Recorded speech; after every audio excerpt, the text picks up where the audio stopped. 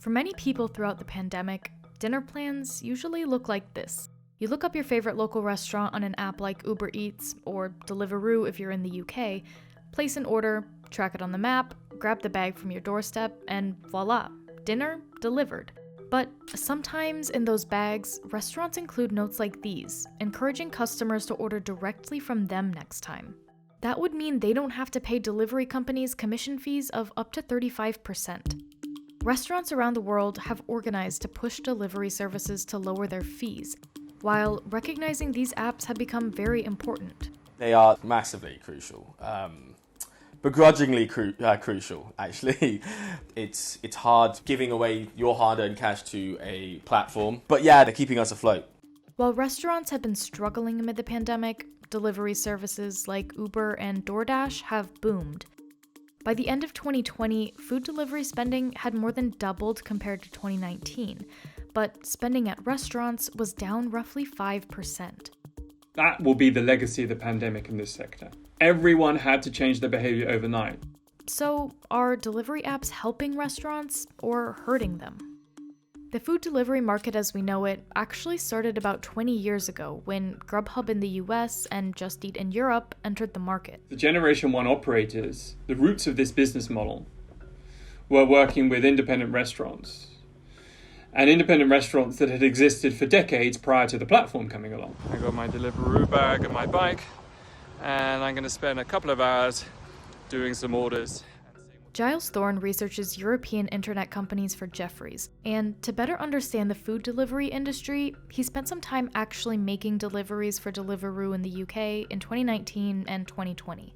Everything changed in around 2016, 2017, because a Generation 2 competition came in, and these were delivery-led. These were platforms like Deliveroo, like DoorDash, like Uber Eats, that saw that the consumer valued the utility of an online food delivery app, and that the branded chains, the big restaurants, not the independent pizza parlor in London, but the McDonald's 3 doors along, would also benefit from the utility of this type of platform.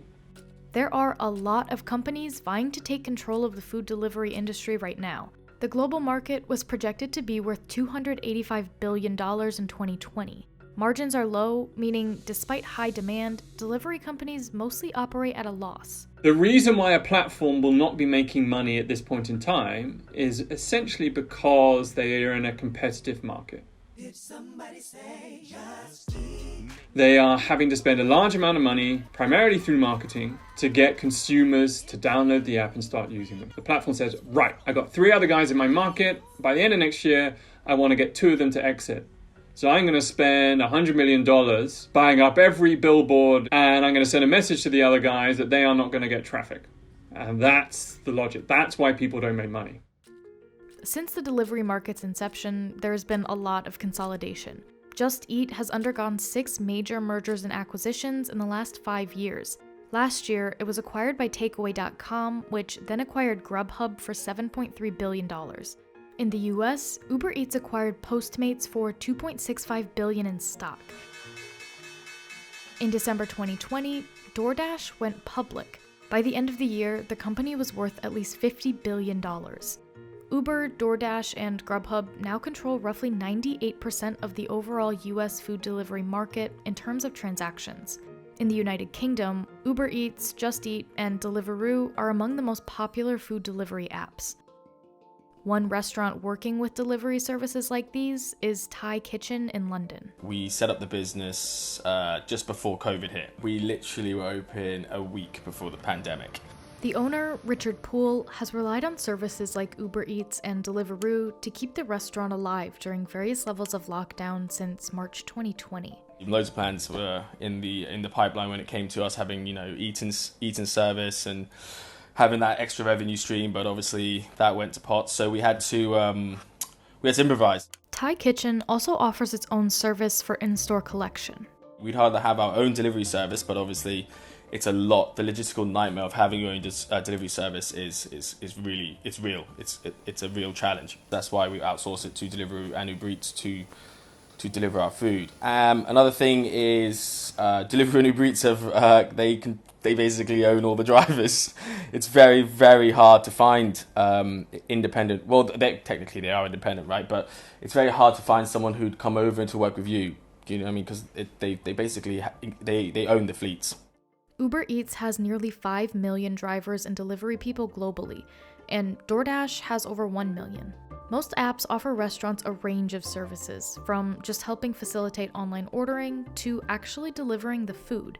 If the app handles the delivery, the fees can range from 10 to 35% of the total order. The whole balance of deliveries and takeaways. Right now, it's like 80% deliveries, right? Or 85 from our point of view. So I think, let's say, to improve things would be more people actually coming to collect. Because if you come collect an order, you basically give the restaurant 100% of the revenue. These tensions over commission fees aren't new. McDonald's franchisees have complained publicly that Uber Eats erodes their margins, while Uber has said it offers some large restaurant chains a lower service fee. In 2019, representatives from the two companies said they reached a new deal. And since the pandemic hit, various regions in the US, including New York, LA, and Philadelphia, have temporarily capped delivery fees for restaurants at 10 to 15%. DoorDash has said the commission caps ultimately restrict restaurant choice, precisely when restaurants need the full range of options to help their businesses survive and thrive. Some restaurants are even working out of ghost kitchens, where they cook food exclusively for delivery services. Uber Eats drivers have switched off their hailing apps this weekend to demand better treatment from the food delivery service.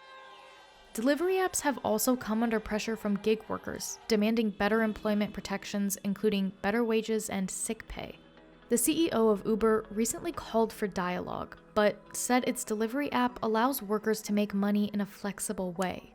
DoorDash, Grubhub, and Uber Eats told the Wall Street Journal they've provided drivers with various PPE, and Just Eat said it supports contact-free delivery and has given restaurants reduced commission fees throughout the pandemic. As these companies have become a key part of many people's lives, regulators are watching to see the impact on competition, consumers, delivery drivers, and restaurants. It's very hard to see our money go, like that amount go to them. But again, they are credit where it's due. They are keeping us afloat. So even with the commission rates being that high, if it wasn't for them, we'd actually have to shut.